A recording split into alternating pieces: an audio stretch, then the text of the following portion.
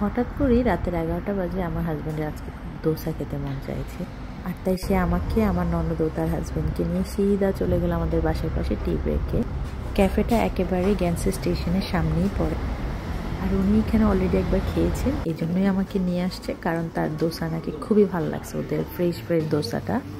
কারণ ওনাদের দোসাগুলো নাকি খুবই ক্রাঞ্চি, যেটা আমিও খুব পছন্দ করি। তো টেস্ট করতে চলে আসছি। টি ব্রেকের শপটা আসলে খুব সুন্দর, ওয়েল ফার্নিশ ছিল, এত সুন্দর করে ওদের ট্রেডিশনাল ওয়েতে একটু ডেকোরেটেড করা, পেইন্টেড করা। এদিকে আমাদের জিসান তেমন কিছু পায় নাই মেনুতে, তাই সে চলে গেল, এত রাতে হেঁটে হেঁটে সে কিছু খাবে না। দোসাগুলোর সামনে আসার পরে মাশাআল্লাহ এত সুন্দর স্মেল করতেছিল, খুবই ইয়ামি একটা ফ্লেভার আসতেছিল। Inside there? This is coconut chutney. Coconut chutney, and this one? That is tomato. Tomato. Oh, Chutney and this one? dal sambar. Okay, so there is no nuts. No nuts in it. Oh, thank you. That's the danger. একটু খাও, কিছু হবে না। এই হোলটা শুধু sweet খাও একটু। সাম্বারটা মজা আছে, বুঝছো? হ্যাঁ, এটাই মানে দাম। কিন্তু টমেটো চাটনিটা ঝাল আছে, অনেক ঝাল।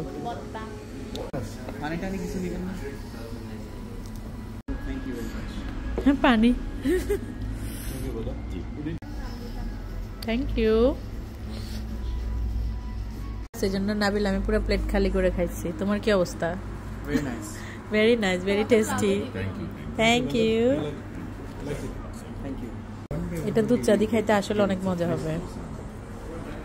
তো আমি দুধ চায়ের মধ্যে একটুখানি দোসা চুবিয়ে চুবিয়ে খেলাম। এটা স্পেশালি আমরা নোয়াখালীর মানুষ বেশি পছন্দ করি, বাকিরা করে কিনা জানি না।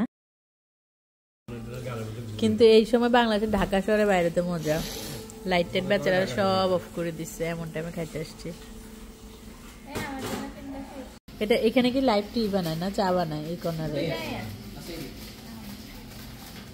চাটাও মাশাআল্লাহ আলহামদুলিল্লাহ অনেক মজা ছিল। সামনে যে কর্নারটা দেখা যাচ্ছে ওনারা এখানে সবার সামনেই লাইভ টি কর্নার, এখানে ওনারা চা বানায়, চাইলে কাস্টমাররা সরাসরি দেখতে পারে। তো শেষ, রাতের 12টা-1টা বাজে ব্লগ। আল্লাহ হাফেজ। যারা গ্যান্সিল স্টেশনের আশেপাশে থাকবেন তারা সম্ভব হলে একবার এসে ঘুরে যাবেন। দোসাটা অনেক মজা, হাইলি রেকমেন্ডেড। আল্লাহ হাফেজ।